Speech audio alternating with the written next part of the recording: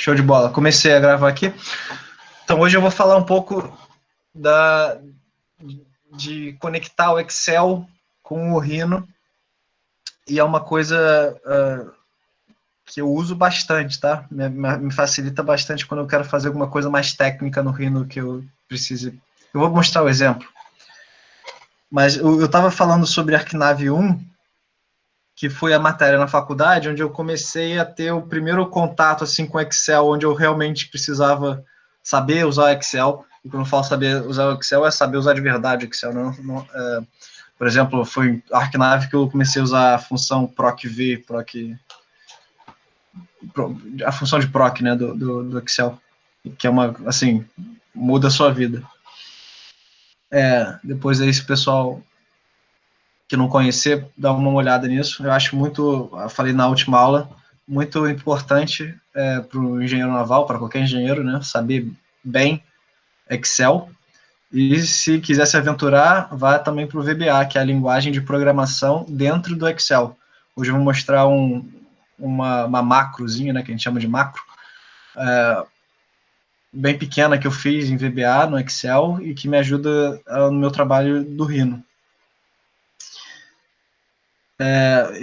Em ArcNav que a gente começa a usar isso na faculdade, e é meio que a primeira necessidade que você tem de aprender Excel.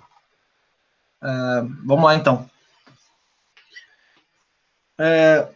Na engenharia naval, né, engenharia aeronáutica também, a gente está lidando muitas vezes com fólios, né, com seções de asa, né.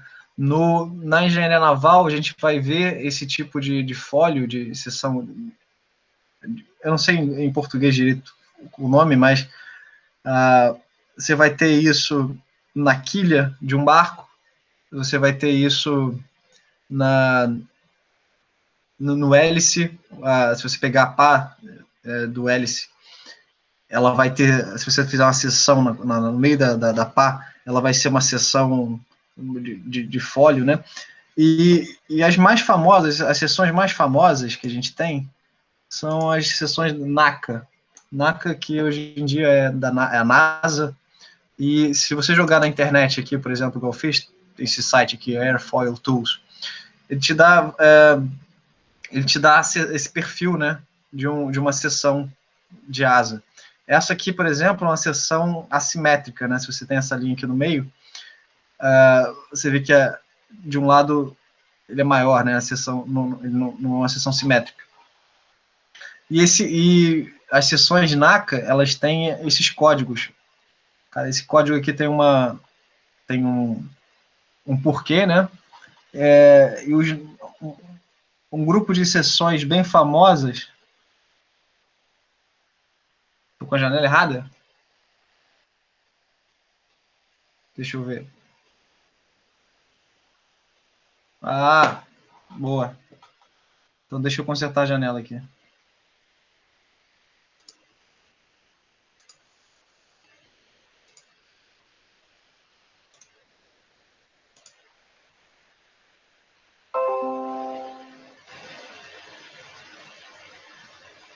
Estão conseguindo ver aqui agora um perfil? Boa, obrigado aí por avisar. Vamos lá. Então, esse aqui é um exemplo de um perfil NACA. Esse aqui é o NACA 2412, mas os mais famosos, os primeiros perfis NACA aqui são esses 00, 006, 0008, 00010. O 00, os perfis 00 são perfis simétricos, tá? A gente vai dar, vocês na engenharia naval vão olhar isso em hidro aplicada 1, se eu não me engano, ou hidro básica 2, agora eu não tenho certeza, uma das duas. Vocês vão estar estudando perfil de asa. E isso na engenharia naval a gente usa em vários momentos, né? Em fazer um fóliozinho que vai embaixo ali do barco para dar uma sustentação a mais. Os aerobarcos, que são inteiramente sustentados por asas, né? Que estão embaixo do barco. A gente tinha na Baía de Guanabara, antigamente, os aerobarcos. A gente tem perfil de asa no hélice, tem perfil de asa em outros lugares do barco também. Na quilha de um barco de vela. E aqui ele vai te dar essa coluna aqui de pontos, né? Esse aqui é o ponto X e esse aqui é o ponto Y, né? Então ele te dá vários pontos que você pode pegar daqui para construir o seu perfil. Então, o que eu fiz? Eu copiei isso aqui e joguei no Excel. Aqui acho que foi do 006 mesmo. Eu estou com o Excel aberto aqui. Onde eu colei essa tabela de pontos aqui. Você tem que fazer uma jogada aqui no Excel, que eu posso mostrar, que é quando você copia aquela lista de pontos, ele não vai para as colunas conforme apareceu ali, né? Então, deixa eu copiar esse texto aqui, vou lá para o Excel. Se eu jogar ele aqui no branco, ele vai vir todo aqui para a mesma coluna, separado por espaço.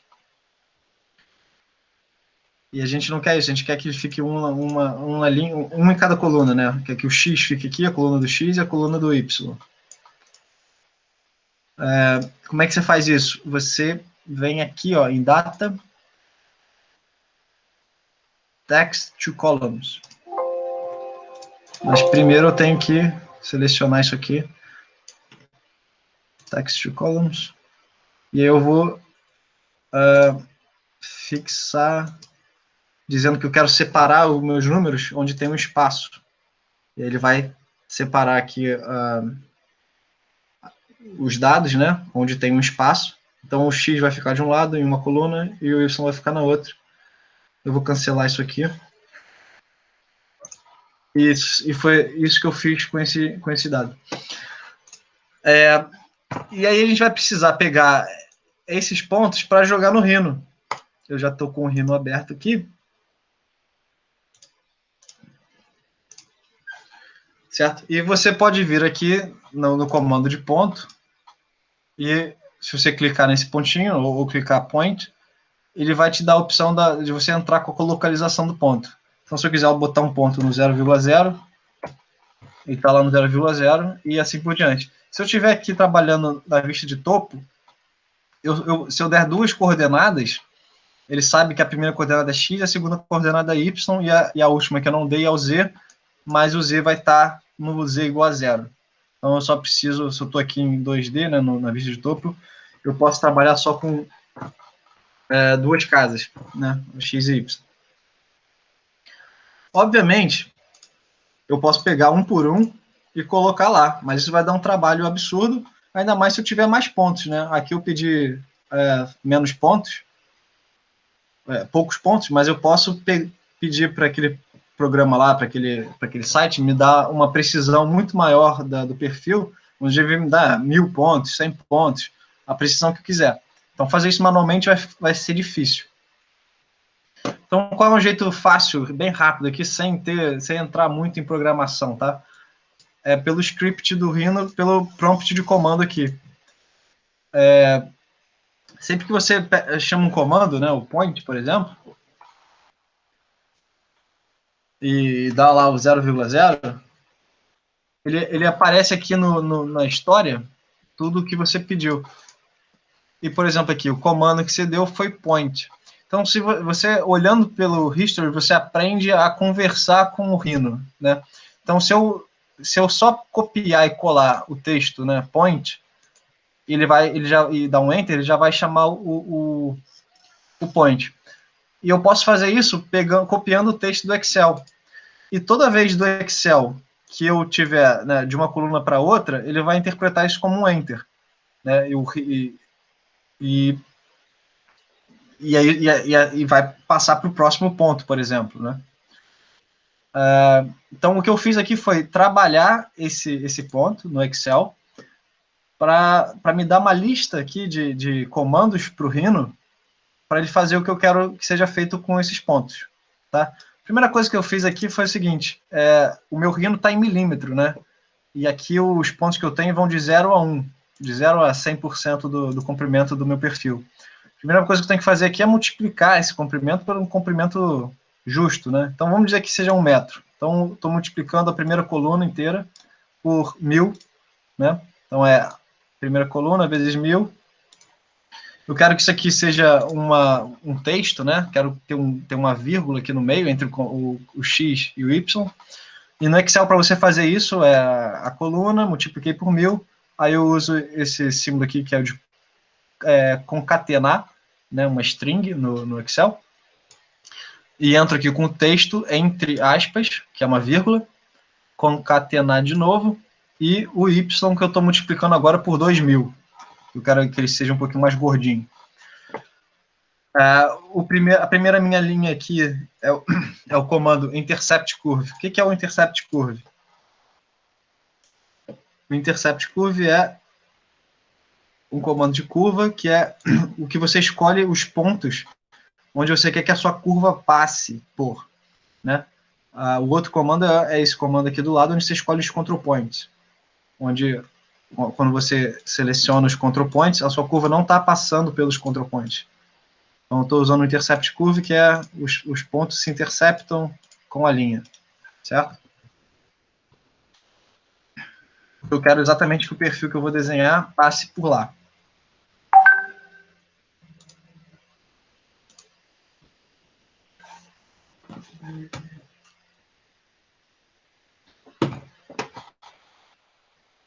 Voltando lá para o Excel.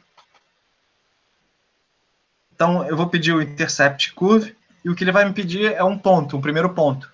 Eu vou dar o primeiro ponto, e quando ele passar de uma linha para outra, ele vai me pedir o segundo ponto, o terceiro ponto, o quarto ponto, até eu apertar só um Enter, que aqui está terminando, né? O meu último ponto foi o 0,0, aí ele vai me pedir um próximo ponto, eu vou dizer para ele Enter, que aí ele vai terminar. Se eu não der o Enter, eu vou copiar aqui esse script sem o Enter. Vou vir aqui na linha de comandos e vou só dar um Ctrl V. Ele desenhou lá os pontos todos do meu perfil. Como eu não dei o Enter, ele está me pedindo o último ponto. Se eu apertar só o Enter, ele termina de fazer a minha linha. Esse é o perfil que a gente tem.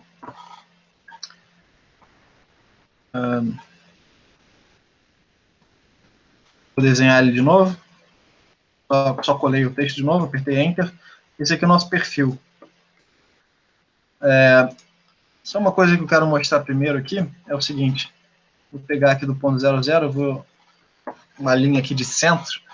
Ele começou não do zero, né, do y igual a zero, só para mostrar isso aqui, que está aberto, né?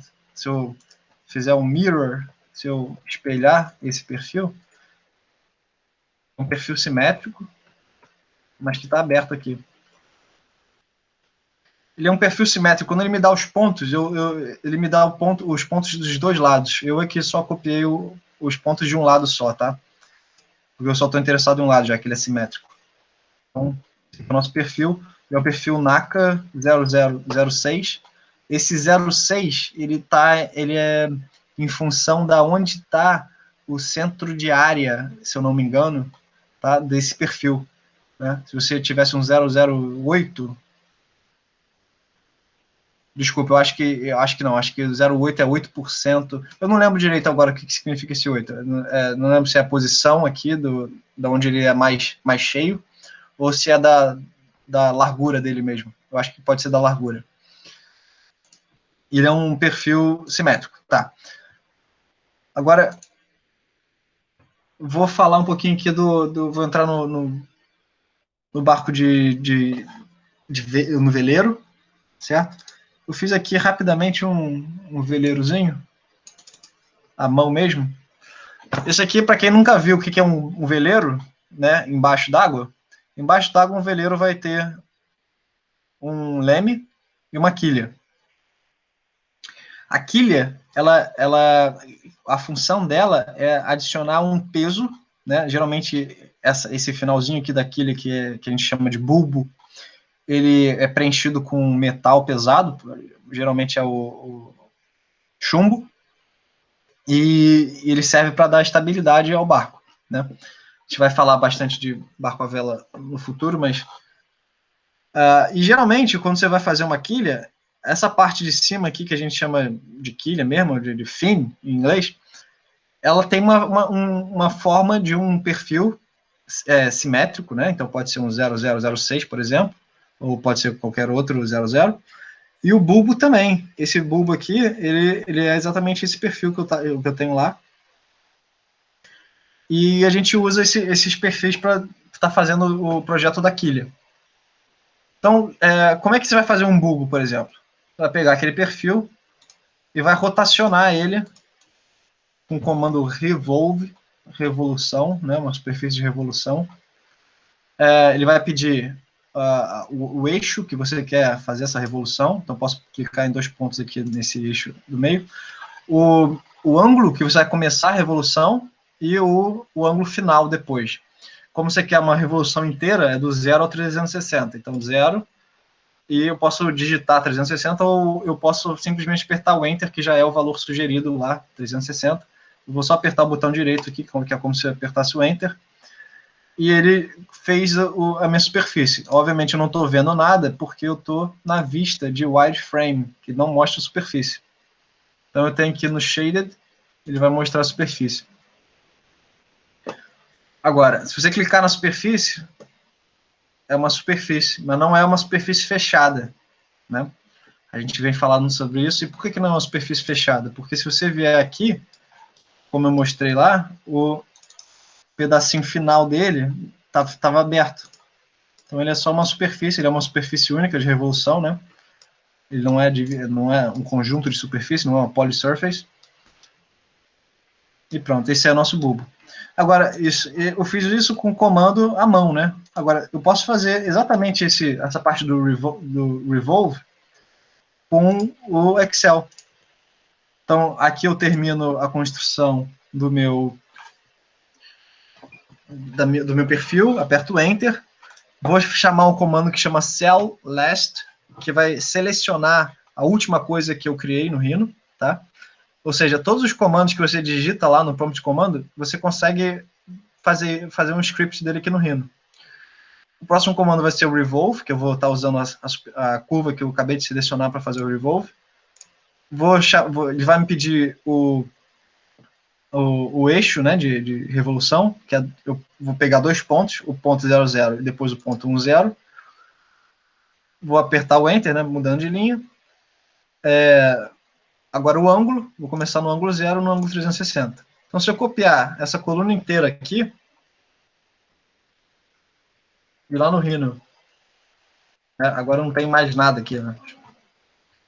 Colar tudo que eu fiz, ele vai me dar a superfície exatamente que eu quero. Então, quando é alguma coisa assim bem parametrizável, né, conforme um perfil NACA, é muito fácil de fazer um script no Rhino e você vai fazer isso bem rápido.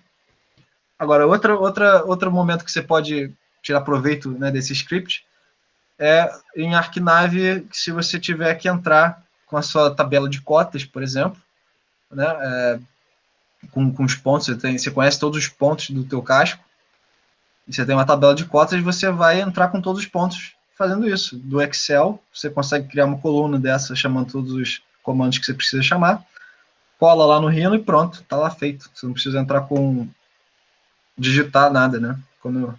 Bom, eu já tive que fazer isso à mão e não é legal.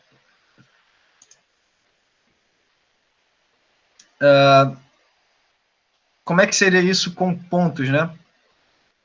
Se eu não tivesse interessado em construir uma curva, que aqui eu fui direto para a curva, mas eu podia estar interessado só em ter os pontos.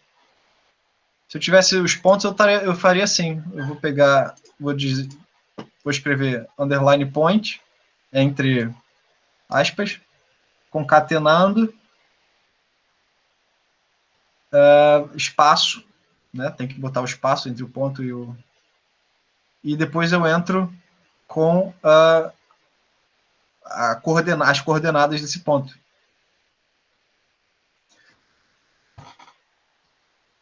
Então eu chego lá, copio essa coluna inteira. Vou só esconder esse bulbo que a gente acabou de criar aqui. E ele me deu todos os pontos que eu tinha aqui da nossa seção do perfil NACA. Então, se você estiver interessado nos pontos, beleza, dá para fazer com os pontos também. A gente fez ele com com a superfície, né, com a curva direta. Eu vi que teve um pessoal que entrou agora, só vou mostrar aqui de novo o que a gente acabou de fazer, que foi criar um scriptzinho de um perfil NACA 0006 no Excel. A gente fez uma lista aqui de comandos que a gente precisa dar para o Rhino para criar um bulbo de uma quilha. Agora a gente só precisa colar esse script lá. Esse script cria uma curva que a gente vai usar depois para fazer uma revolução e criar essa superfície do bulbo, que, como a gente mostrou, a gente vai usar para a nossa quilha do nosso veleiro. Legal? Bom, o que é importante de saber sobre esse bulbo, né? Como é que a gente faz? Como é que a gente projeta um bulbo? O bulbo tem alguns impactos, né, no desempenho de um veleiro. O primeiro deles é o peso. A gente tem que saber quanto de peso a gente precisa nesse bulbo, se a gente conhecer a densidade que a gente vai botar dentro dele, é fácil de achar o peso, e a gente vai precisar achar o volume dele. Então, a gente já aprendeu nas outras aulas lá a achar o volume dele. A gente só precisa clicar nele e pedir o volume. Obviamente, não vai funcionar. A primeira coisa que ele está reclamando aqui é que o objeto selecionado não está fechado, não é um sólido, né? Por que não é um sólido? Porque ele tem aquela abertura que a gente falou. Vou dar uma pausa aqui, gente, só para eu ajudar alguém que está me pedindo ajuda para entrar aqui no grupo. Gabriel não está conseguindo entrar.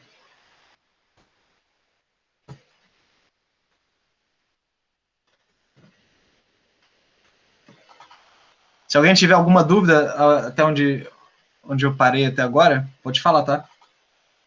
Vou ver se eu consigo ajudar o Gabriel aqui enquanto isso.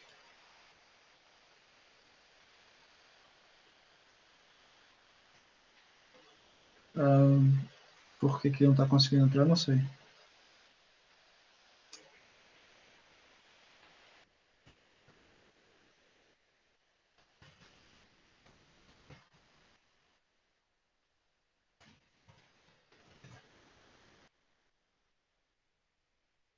Está dizendo que eu tenho que confirmar a entrada dele.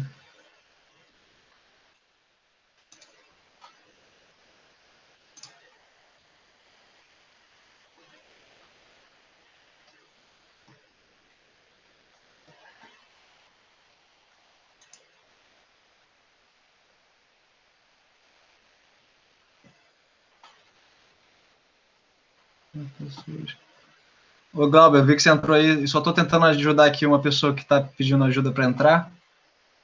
E já vou voltar à aula.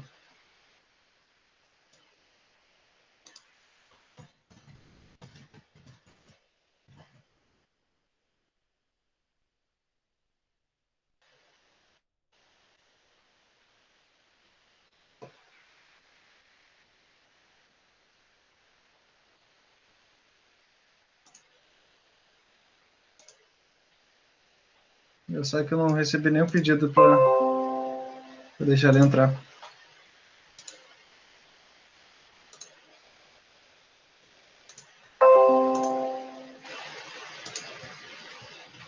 Bom, vou continuar aqui, acho que ele vai... Ele está digitando aqui alguma coisa. Desculpa aí, gente.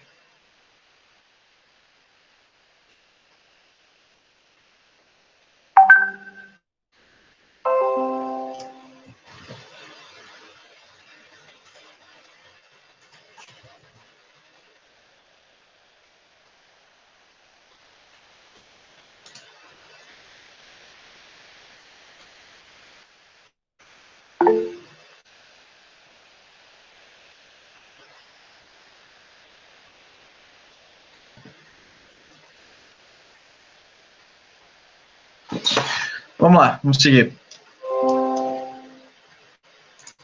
Então, a primeira coisa que eu estava falando é que ele não está fechado, então o Rhino não vai me deixar calcular o volume. Muitas vezes ele deixaria assim, tá? Ele faria uma estimativa do volume desse sólido que está aberto ele, por ele próprio, fecharia esse sólido e calcularia. Provavelmente, nessa situação, ele conseguiria calcular muito precisamente o volume, né? Porque era só adicionar uma superfície aqui reta que fecharia esse bulbo. Só que, em uma situação em que eu não sei direito como ele vai fechar isso, eu quero ter certeza de que eu estou dando para ele uma superfície fechada, sem nenhuma naked edge, sem nenhuma aresta que não está se encontrando perfeitamente, para que eu tenha precisão, né? Para que eu tenha certeza de que ele está calculando esse volume de forma correta. Então, a primeira coisa que eu vou fazer aqui é fechar esse bulbo. Vou fechar ele de uma forma mais bonita, tá? Então, o que eu vou fazer aqui vou traçar uma linha de centro, 0, 0. Eu vou pedir o comando connect. Ele vai conectar essas duas curvas, né? Então, agora sim a minha curva do bulbo está fechando aqui exatamente no ponto 0, 0. O comando que eu tinha usado era o revolve. Vou fazer de novo aqui só para a galera que não chegou agora ver. Ele está pedindo o eixo de revolução, né, pelo primeiro ponto e depois o segundo ponto. O segundo ponto eu vou clicar aqui alinhado, depois o ângulo de início, ângulo final, revolução, e agora sim é uma closed surface, é um sólido, que se eu pedir o volume, Gabriel conseguiu entrar aí, show de bola, se eu pedir o volume, ele deve conseguir calcular. Então, o volume, e me deu o volume. Com esse volume aqui, eu posso jogar lá na minha planilha, que vai calcular o peso do bulbo, e multiplico esse volume pela densidade do metal, e tenho o peso do bulbo. Uma coisa que eu queria mostrar também, que eu percebi ontem quando eu estava preparando esse arquivo, era quando eu tinha a superfície anterior, ele pedia para ele calcular o volume, e dizia que mesmo ele estando aberto, eu queria que ele calculasse, ele me dava um volume negativo aqui.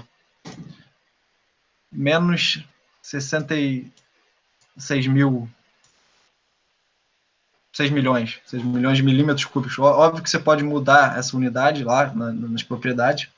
Agora, por que ele está me dando um volume negativo? Por causa daquela história da direção da superfície. Como essa superfície está apontando para fora, né, quando eu chamo o comando dir, dir, e seleciono a superfície, ele está apontando essa superfície para fora. E no sólido, ele tem que estar apontando isso para dentro. Então, a gente teria que dar um flip nele. E se eu fosse calcular agora deixa eu só confirmar aqui. Ele ainda está para fora ou está para dentro agora? Acho que eu dei o flip, certo. Se eu pedir o volume, ele vai dar o volume positivo. Agora, a gente está com uma superfície só, né? Então, ele conseguiu calcular esse volume me dando um volume negativo. Agora, se a gente tivesse uma polissuperfície cheia de outras superfícies, onde uma vai estar para fora, outra vai estar para dentro, talvez ele não conseguisse calcular. E isso é bem importante quando você está fazendo cálculo de estabilidade, né? Quando você está fazendo cálculo de estabilidade, tem que ter esses volumes corretos para poder gerar as curvas de estabilidade corretas. Então, é um exemplo aí de como é que esse comando aí do dir pode te pegar.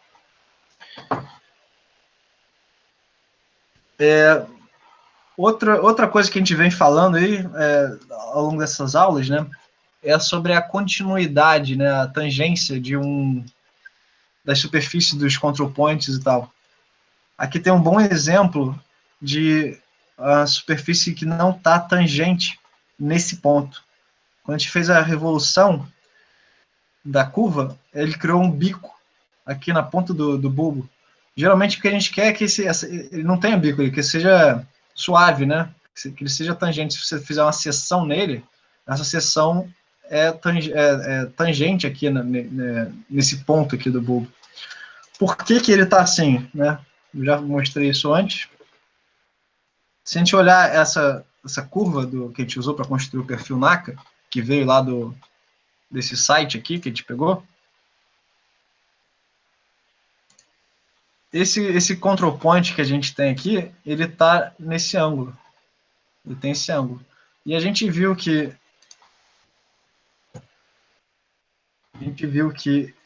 para você ter tangência nessas duas curvas, apertar o F10 vai mostrar os control points. Esses 3 control points aqui, eles têm que estar alinhados. Então, o que você precisaria fazer para não ter aquele bico, ter essa curva aqui tangente, é botar esse control point nessa linha vertical aqui. Agora, se você fizer isso, né, com a quantidade de control point que a gente tem aqui para essa seção, você vai acabar distorcendo um pouco a seção. Então, o ideal é que você tivesse mais control points, né, pedisse lá para o gerador do perfil mais control points, mais pontos do perfil, e você viesse com esse ponto e jogasse ele aqui. Vou fazer isso com o ponto aqui de baixo também. Se eu olhar agora as duas curvas, elas estão tangentes. Eu só preciso de uma, né? Vou dar o revolve de novo. Para pegar o eixo. Pronto. Agora a gente tem o mesmo bulbo. Vou criar a tangente aqui, não tem mais aquele bico. Então você tem tangência aqui nessa superfície, né? Isso aí foi um exemplo de uma coisa que a gente vem discutindo nas últimas aulas, que eu achei legal de mostrar aqui.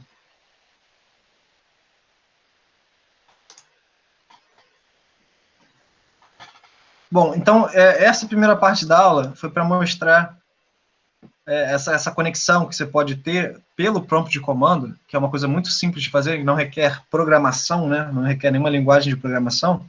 É basicamente criar uma lista aqui de comandos para o Rhino, copiar e colar lá. E organizar isso aqui no Excel fica muito fácil. Você precisa conhecer um pouquinho de Excel. Então, existem outras maneiras de você parametrizar o Rhino, né? Para fazer essa modelagem parametrizada com qualquer coisa. Existe um plugin que chama Grasshopper. Eu não sei usar. Eu vim conversando com ele, com o Glauber. Outro Glauber, não o Glauber que está aí agora, eu acho. Não tenho certeza. Mas você pode usar VBA, você pode usar Python, você pode usar vários jeitos de você entrar com programação no Rhino e fazer coisas paramétricas, né? Esse é um jeito muito fácil que resolve, às vezes, rápido, né? Você não precisa gastar muito tempo. Esse Glauber, sim. Ele está usando Python dentro do Grasshopper, que é um plugin para o Rhino, do Grasshopper. Muito interessante. Então, esse é um jeito rápido aí de você jogar com esse script para o Rhino. E aí eu queria falar um pouco assim, sobre a importância de programação, né, na engenharia naval. Eu odiava programação na engenharia naval e só fui ver a utilidade de algum tipo de programação depois, no final da faculdade, onde eu fiz um curso de VBA, que eu comentei na última aula. E é a VBA que eu tenho usado, porque eu geralmente estou trabalhando no Excel, e uso o VBA só quando eu preciso. Não sou programador, mas eu acho fundamental e muito importante o conhecimento que eu tenho de VBA. Durante o meu trabalho, eu já tive a oportunidade de trabalhar com pessoas que não sabiam nada de Excel, não sabiam nada de VBA, não eram engenheiros, mas eram designers, né, muito bons designers, que mexiam muito bem no Rhino, só que não tinham esse conhecimento, né, de buscar uma ajuda de um Excel para parametrizar alguma coisa e fazer mais rápido. Então, eu vi muita gente fazendo design de quilha manualmente, e o problema é que a quilha é uma coisa assim que você vai ajustando até o final do design. Então, você tem iteração atrás de iteração para ajustar a tua quilha. Então, você pode ter que mexer na posição daquele, no tamanho do bulbo, no peso e tal, várias vezes ao longo do projeto, ou seja, teria que fazer esse trabalho nisso muitas vezes. E a gente já bolou já um programa, né, para que a gente deixe tudo parametrizado para a quilha, né? A gente faz tudo no Excel primeiro, todo o modelo matemático que vocês vão aprender a fazer lá no Cálculo 3, em Projeto 3, para a quilha, e a gente só modela mesmo ela, e usando muito do VBA, né, do Excel, para fazer o mínimo de trabalho possível no Rhino. Então, eu acho que esse pouquinho de programação que eu consigo fazer o diálogo entre o Rhino e o Excel me ajuda muito, muito. Obviamente, se o cara está na outra ponta, né, o cara que sabe muito de programação, mas não sabe da metodologia, e também não consegue aplicar essa programação, ou muitas vezes vai bolar um programa que, no final das contas, não é útil para quem vai, para o utilizador, né, para quem vai utilizar. E aí, isso que a gente vê muitas vezes, tem softwares de engenharia naval que a gente não usa, porque eles não se adequam às nossas metodologias. A pessoa que fez era um programador muito bom, mas não conseguia, não sabia a forma que a gente trabalhava, então não bolou um programa que se acerta com as nossas necessidades. Então, eu acho que a mistura de alguém que sabe a metodologia, né, no engenheiro naval, e alguém que sabe um pouco de programação, é a mistura ideal para você conseguir ser um profissional que vai estar conseguindo construir as suas ferramentas de trabalho. É assim que eu gosto de pensar que é o meu trabalho, tá? Eu faço as ferramentas quando eu preciso delas.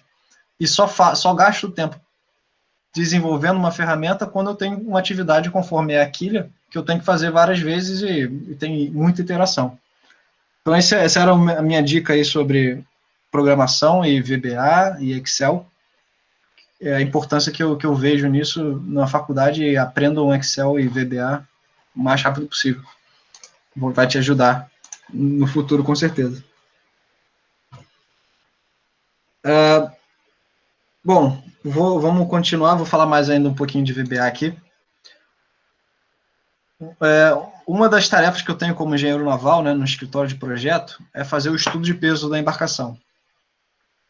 O estudo de peso, geralmente, a gente faz no Excel mesmo, tem programas que vão te oferecer ferramentas para fazer um estudo de peso, mas a gente se vira bem com o que a gente mesmo desenvolveu no Excel. E uma coisa que a gente definiu as nossas planilhas de estudo de peso tem essa cara aqui. Tem um item, tem aqui uma unidade, um peso por unidade, que pode ser uma densidade, vamos dizer que seja em torno de o LED, o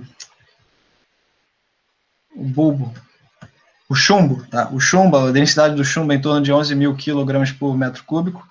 A gente joga aqui quilograma por metro cúbico, só para ter uma referência. A quantidade é em metro cúbico, né, que vai vir lá do bulbo.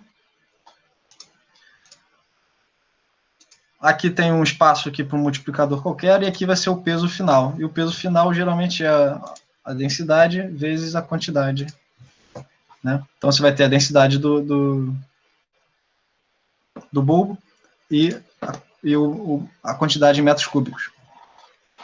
Depois disso, você vai ter a posição, o centro de gravidade. O centro de gravidade são coordenadas, né? Coordenada longitudinal, transversal e vertical. Ou seja, longitudinal center of gravity, transversal e vertical.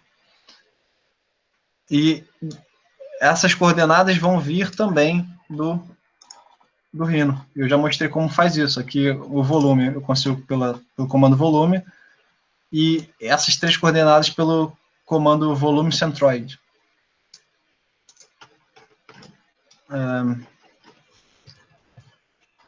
Vou seguir com o bulbo do jeito que tá? Volume. Já mostrei como fechar ele, então eu não vou ter esse problema aqui. Tá me dando negativo, mas a gente sabe que é positivo. Então, esse aqui é o nosso volume, mas a gente sabe que isso aqui está em milímetro cúbico. Então, a gente teria que dividir isso aqui por 10 a nona. Então, vou jogar aqui 0,06 metros cúbicos. Peso aqui seria 660. E aqui a gente precisa entrar com o nossa posição. Volume centroide.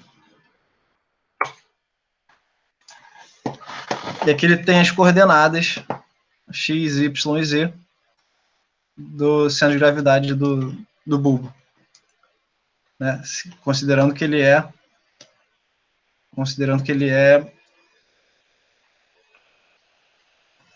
uniforme, né, do mesmo material. Agora, uma coisa que me parece que aconteceu aqui... Ah, não, tá certo. Quando eu peço o volume centroide dele, ele me dá um ponto aqui mostrando onde está esse centroide de volume. Está aqui. Bom, como é que você vai agora mandar essa informação do Rhino para o Excel? Você vai ter que olhar isso aqui, copiar esses valores e jogar lá. Só que como a nossa unidade está em milímetro, vai ser complicado você pegar isso aqui. Você tem que olhar esse número, tá? Um expoente a menos 15 e depois um expoente a menos 14 e está em milímetro, com um monte de casa decimal. Então você tem que olhar isso aqui e tratar esse dado e jogar lá no Excel. Se você for fazer isso à mão, vai dar um trabalho bom, né? E num estudo de peso, né, onde que você quer ter uma boa precisão, e você vai incluir aqui o bulbo, e depois vai continuar a sua lista aqui, que vai chegar, às vezes chega a 2.000 itens, né, que eu tenho. Cada partezinha do barco entra no estudo de peso, com um peso e com uma posição. Então, se você tiver que fazer isso à mão, vai dar muito trabalho. A mão que eu digo, olhar o valor no Rhino, olhar para uma tela, olhar para outra, copiar o valor ou digitar, vai dar muito trabalho e você vai estar botando aí uma grande chance de você errar um valor ou outro, principalmente se você for fazer isso 2.000 vezes. Então, essa é uma outra... é um outro benefício de você ter esse procedimento automatizado, né? Você evita o erro humano. Agora, como é que eu fiz isso? Eu fiz isso com uma macrozinha, que é muito fácil de fazer. Acho que não sei se alguém já fez macro aí, tá? Já trabalhou com VBA. Eu vou mostrar a macro aqui no vídeo, mas depois eu posso passar ela também, o arquivo de texto que vocês podem copiar. Ela é programação, né, em VBA. Então, quando a gente pede a posição do centroide de volume, ele vai me dar um texto, um arquivo, uma string, né, que a gente chama, que é um texto que é dessa cara. Volume centroide igual a coordenada, coordenada, coordenada, e aqui um erro. A precisão que a gente tem lá no Rhino, mais ou menos tanto. Se você usar o comando evaluate point,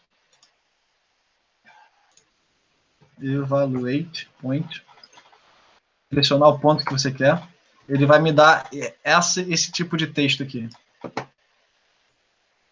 Point in world coordinates 0,0000. Esse aqui é um exemplo aqui do texto, não é o ponto que eu pedi lá, né? E vai me dizer onde está o... Vai me dizer mais coisa aqui. E se eu fizer a mesma coisa para o comando área centroide, vai me dar um texto dessa forma, que é muito parecido com o de volume. Ou seja, se eu arrumar um jeito agora de limpar esse texto e separar aqui o que eu quero, né? Corrigir esse ponto ou vírgula, tirar essa primeira parte e tal. Se eu conseguir fazer uma coisa dessa para os 3 tipos de texto, eu consigo fazer uma programação aqui para jogar essas coordenadas direto onde ela tem que entrar no LCG, TCG e VCG. Foi isso que eu fiz. Para quem conhece programação, se eu apertar Windows F11, não, errei, Alt F11, vou abrir essa janela aqui que é do desenvolvedor. Muito grande.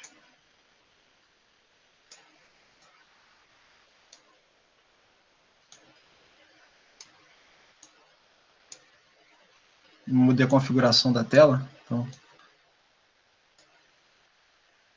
Então, não sei se o pessoal tem experiência, eu não vou perder muito tempo explicando como é que é isso aqui, mas aqui nos módulos você tem as suas macros, seus códigos VBA. Esse aqui é o código que eu fiz, que eu chamo de string. Eu estou consertando essa string aí que vem do Rhino e preparando ela para jogar ela naquelas colunas corretas. No final aqui eu jogo o x, y, z na coluna correta.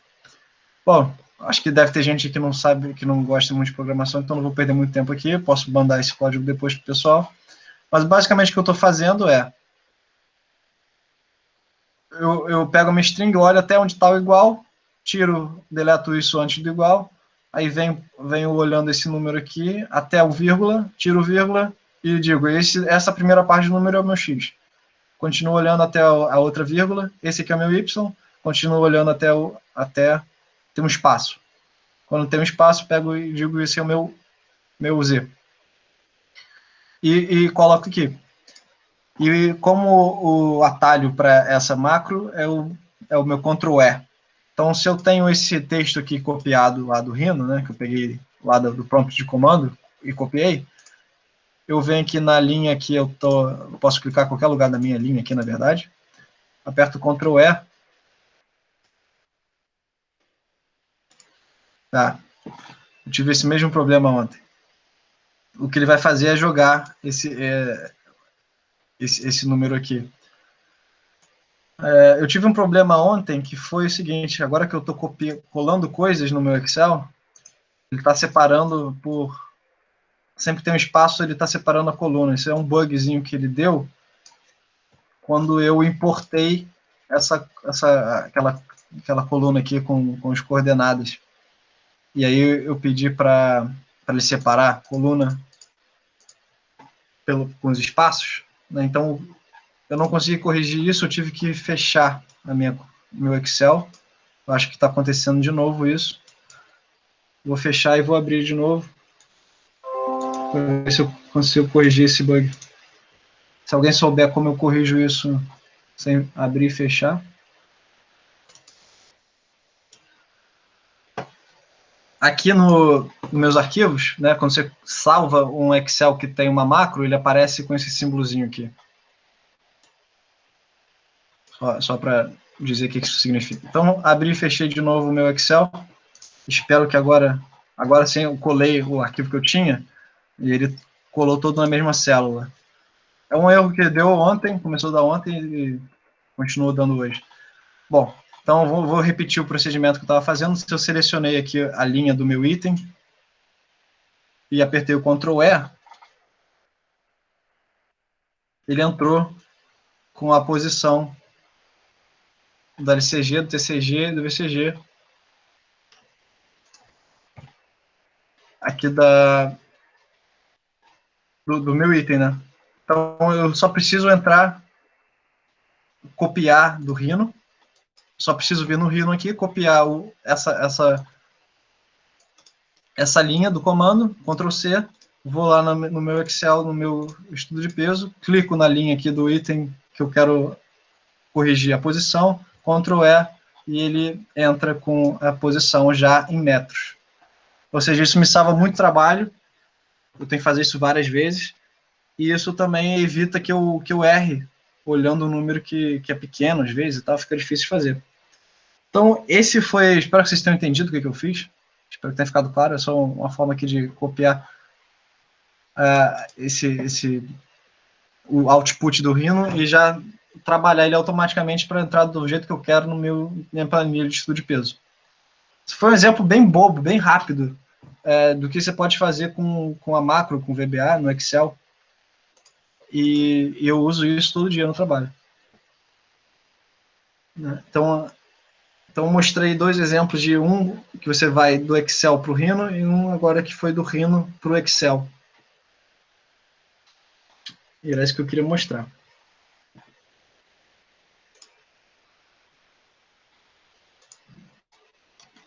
Bom, essa aí foi a primeira parte da aula, né? As duas primeiras partes da aula. E agora o que eu guardei para o final agora foi para falar um pouco sobre o veleiro, só para despertar o interesse do pessoal também nas outras aulas de arte design, que a gente vai começar a partir de quarta-feira.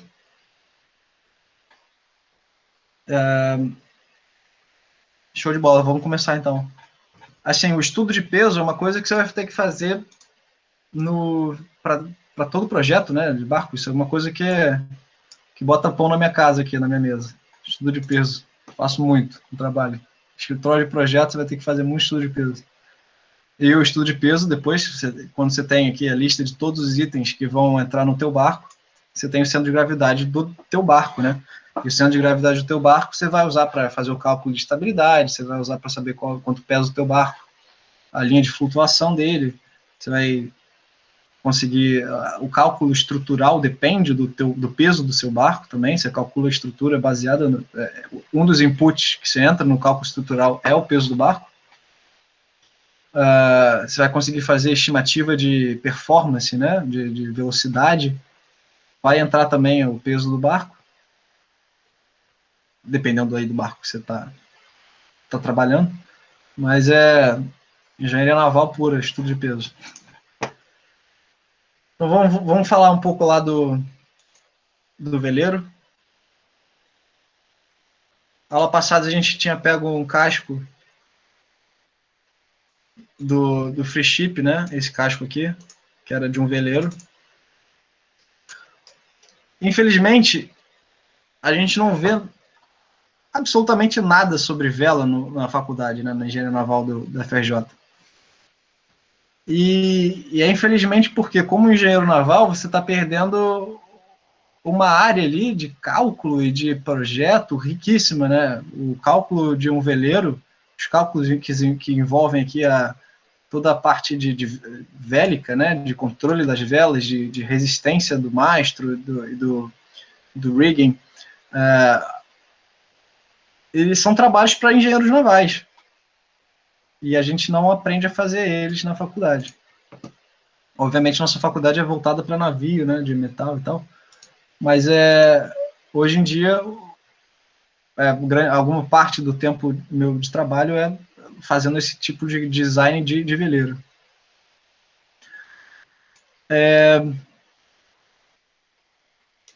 Então, vamos lá. Uma das principais... Antes de começar, eu mandei no grupo alguns livros, né? O primeiro livro que eu mandei de art design é o Principles of Yacht Design. E nele é a Bíblia do yacht design, tá? E nele ele faz o projeto inteiro de um veleiro do zero, né? E mostra cada etapa do projeto. É muito legal, vale a pena todo mundo comprar, baixar, ler e tal. Que ele vai mostrar toda essa parte de cálculo de veleiro. É bem direto ao ponto. Então, olhem lá. E lá tem essa parte que eu vou falar, que é o balanço vélico, tá? O balanço vélico, ele é um valor... Como é que você vai fazer esse balanço vélico? Tem aqui a área vélica, né, que é a área das suas duas velas principais, que é eu não sei os nomes em português, tá? Se tiver velejador aí brasileiro, eu aprendi, só comecei a ver barco a vela aqui na Inglaterra, então só sei os nomes em inglês. Que é o mainsail, vela principal, e a jib, JIB. Então, se você tem a área vélica, que é a área do seu plano vélico, só fiz um trim aqui usando as linhas. Então, essa aqui tem duas superfícies, uma para cada vela. Se eu pegar o centroide de área dessas duas velas, ele está aqui, nesse ponto. Quando eu selecionei esses dois aqui, esse aqui não é o centroide, esse aqui é o ponto onde está o gumball, tá? O centroide está aqui. Quando eu pedi o centroide, apareceu aqui o pontinho.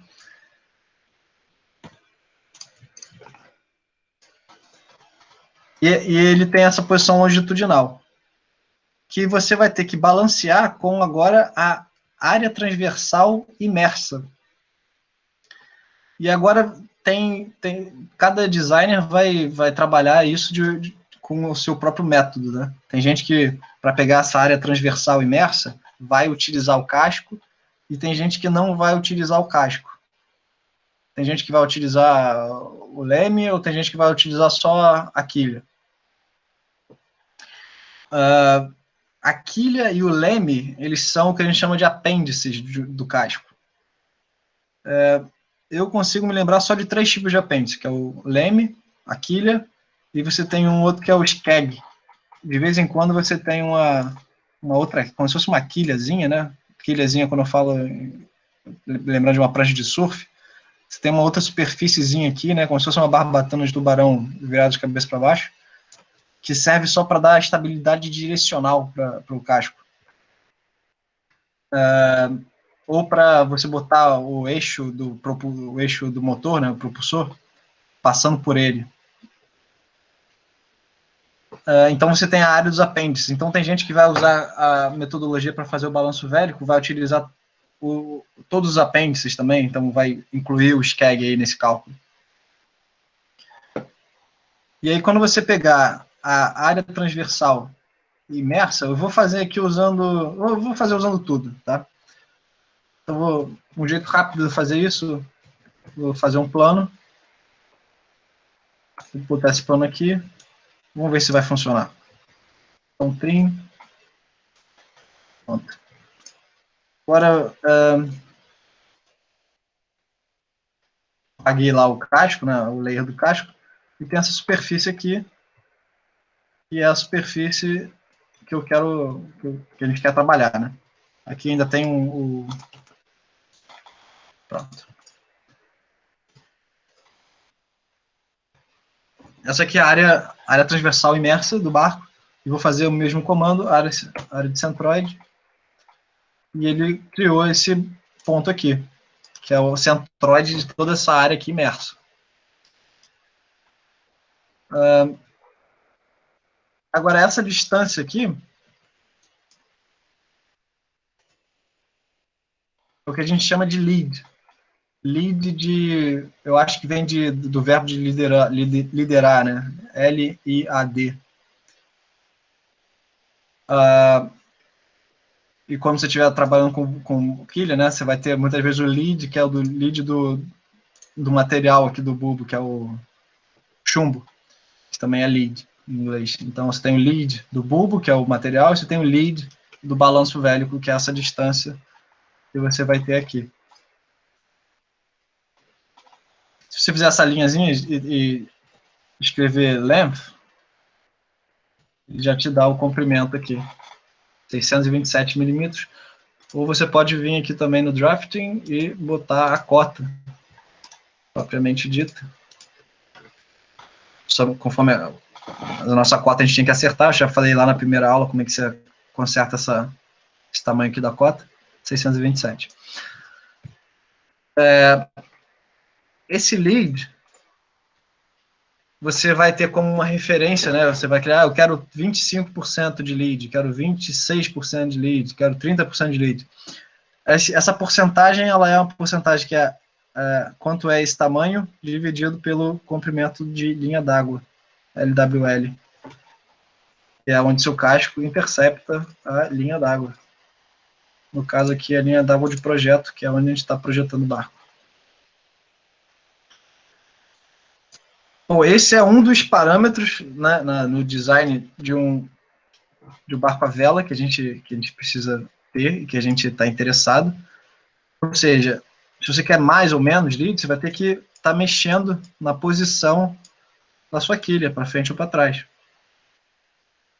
Isso vai te dar mais ou menos lead, porque quando você mexer isso aqui para trás, esse ponto vai para trás e você aumentou o seu lead.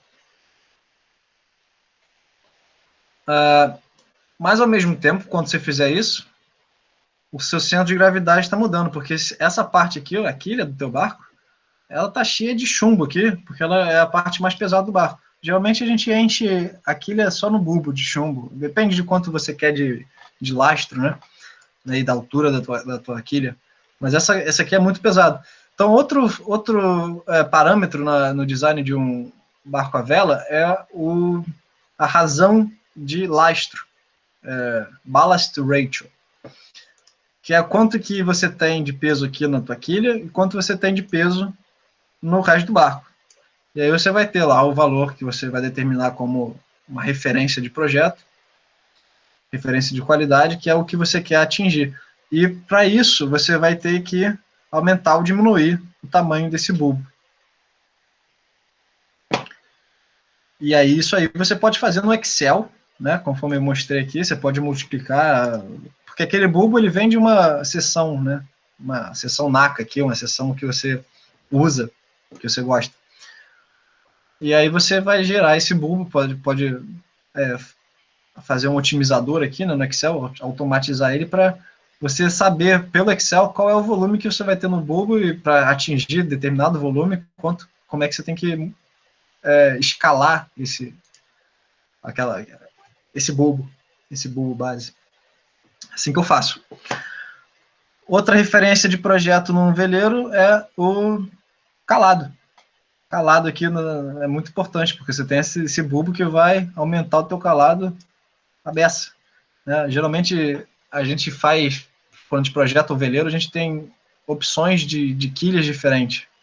Então, às vezes, um cliente quer um barco com uma quilha mais longa, né, que vai te dar mais estabilidade e tal, e às vezes vai ter um cliente que vai querer comprar um barco que vai poder navegar em águas mais rasas, que você vai precisar ter uma quilha mais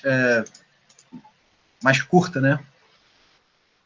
E então outra referência de projeto é a altura que esse teu bulbo vai estar. Isso vai mudar muito a quilha. O design da quilha é muito legal. Então, às vezes, esse bulbo vai ter que subir. Se esse bulbo vai subir, o que vai acontecer? O seu VCG está diminuindo, ou seja, está perdendo a estabilidade, o que vai requerer que você bote mais volume, para que o seu centro de gravidade final do barco inteiro permaneça na altura que você tinha lá, né? Se você subir o bulbo, esse VCG sobe de novo. Então você sobe o bulbo, beleza, tem que subir porque você tem que diminuir o calado, mas depois você aumenta o tamanho do bulbo e com isso esse volume que está muito aqui embaixo vai ter maior impacto no cálculo final do teu VCG.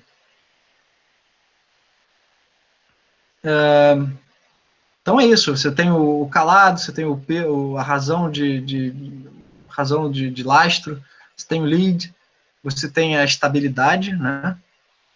E misturando isso tudo, um monte de requisito, um monte de parâmetro de qualidade do teu barco, você tem que chegar no final das contas com uma solução que é satisfatória para o teu veleiro. Isso é bem legal, né? E a gente não vê na faculdade e podia ver. Então, essa é uma das coisas que eu pretendo estar falando aí para o futuro, para quem quiser acompanhar as aulas de yacht design. Obviamente, eu gosto mais de barco a motor, tá? Mas eu trabalho bastante com veleiro também, então posso ajudar. A gente pode, dependendo do que o pessoal tiver mais interessado, podemos falar mais de um, mais de outro.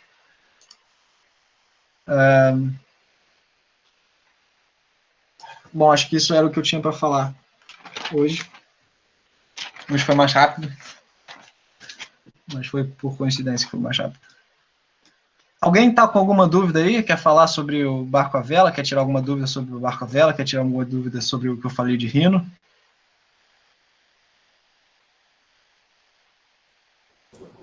Fala, Nicolas. Beleza? Tudo certo? Cara, a minha dúvida é mais conceitual. Não sei se cabe dentro da aula, mas eu sou zero experiência com barco à vela, mas você falou desse lead, da distância entre as duas linhas. Isso é utilizado para quê? Com qual finalidade dentro do projeto? Algo a ver com equilíbrio, de alguma maneira, imagino? Mas o que seria? Ramon, isso tem a ver com a performance do barco na hora que você está navegando. Obviamente, a área vélica aqui ela vai estar sofrendo a ação do vento e que vai estar empurrando o teu barco, né, para o lado ou para alguma direção. E, em contrapartida, você tem a parte da água resistindo a esse empurrão do vento. E essa distância que é o lead, ele vai ser um momento, né, que vai estar influenciando na direção do teu barco, né, na direção como você navega ele. E historicamente a gente tem aí na bibliografia esses valores de lead e também dos barcos que a gente projetou, o que é bom, o que é ruim, o que o pessoal quer mais, como é que esse valor tá mudando ao longo do tempo, né? Hoje em dia os barcos têm mais lead ou têm menos lead que os barcos antigos e tal. Eu não sou velejador, então eu não sei te explicar na sensação, né, de quem está navegando, como que isso vai influenciar na navegabilidade. Mas isso é um dos principais fatores de projeto, né, requisitos de projeto, referência de qualidade, aquelas coisas que o Protásio falava, do barco à vela. Ele tem a ver em determinado, pelo que o pessoal já me falou, né, meus amigos que velejam, em algumas situações, porque quando você está velejando contra o vento é de um jeito, quando você está velejando a favor do vento é de outro, quando você tem o vento lateral é de outro jeito. Então, em algumas situações, isso vai deixar o barco mais macio para você virar ou não, né, mais fácil de controlar. Realmente eu não tenho esse lado prático da vela, é só o que eu aprendi no escritório mesmo. Então, sou um pouco limitado aí nessa parte, mas é isso. Entendi, beleza. Valeu. Valeu. Se tiver algum velejador aí que souber explicar o que isso faz, melhor do que eu, pode falar. Acho que na verdade é que não é um fator que você consegue mudar, né, uma vez que o barco está pronto. Então, o velejador, na verdade, ele talvez nem vá saber disso. Isso é mais um parâmetro de projeto, né? Pensando aqui pela física da coisa, acho que isso tem a ver com o esforço que você precisa de fazer no leme para modificar a direção, algo assim, né? Porque essa distância aí vai te dar um momento binário no plano horizontal, né? Sim, E com vai certeza. fazer rotacionar o barco para um lado ou para o outro. Sim. Como se fosse a questão do equilíbrio, só que no plano horizontal, né? Mas beleza, cara. Ficou claro para mim aqui. Valeu. Show de bola.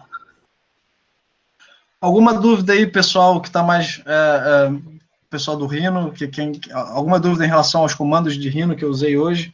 Alguma dúvida em relação ao script que eu usei aqui no Excel? Pessoal que chegou depois. Eu acho isso bem útil aqui do script, e também eu posso voltar a falar uma coisa que eu já falei na primeira aula, que eu uso bastante. Vocês já devem ter percebido que muitos dos comandos que eu vou usando, eu não digito o comando inteiro, né? Eu escrevo só, por exemplo, que se eu quiser fazer um espelhamento dessa curva, eu só digito M e ele já espelha.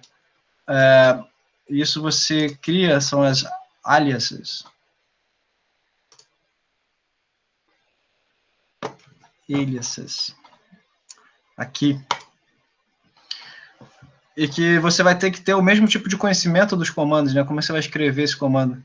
O que eu fiz no Excel nada mais é do que o que eu fiz aqui nesses shortcuts. Aqui o que eu acabei de usar do Mirror. Eu escrevo o nome do comando, que tem uma exclamação antes, depois um underline. Espaço, que o espaço tem o mesmo efeito do Enter.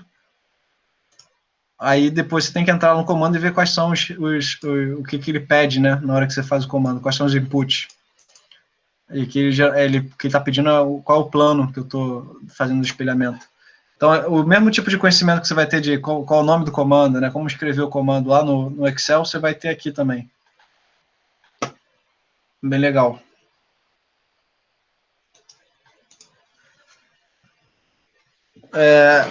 Eu consigo também, através do VBA, eu não tenho essa planilha para mostrar hoje, nem o Orca aqui, mas eu faço o cálculo de estabilidade usando o Excel também. Pelo Excel eu controlo o Rhino com um VBA, com um código de VBA que eu criei, e faço ele rodar a estabilidade no Rhino, usando o Orca, o plugin Orca, que é um plugin de engenharia naval, através do Excel.